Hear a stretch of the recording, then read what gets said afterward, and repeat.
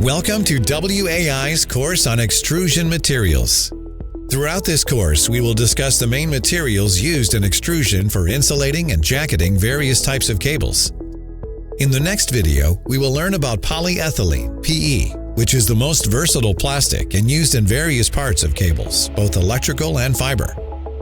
Then we will learn about polyvinyl chloride, PVC, is the next most used plastic in cable manufacturing. It comes in many grades and is more resistant to gases and chemicals, especially when compared to polyethylene. This makes it a logical choice in many cases for both insulation and jacket materials. In the fourth video, we will learn about nylon, which is familiar to most people for its use in fabrics for clothing.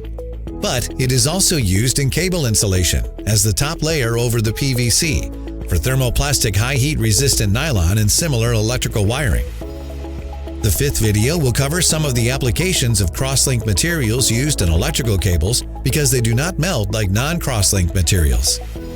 After that, we will discuss semicon materials used in medium voltage cable construction. In the seventh video, we will learn about fire retardant materials, along with some special processing considerations. Finally, once you have reached the end of this course, we will recap all the key material discussed. With these concepts in mind, we hope completing this course will enhance your understanding of extrusion materials. Like what you saw in this introduction video? This is just the beginning. The full course is only a click away at WAI's Education Center. Start your learning journey today and take the next step in your professional growth.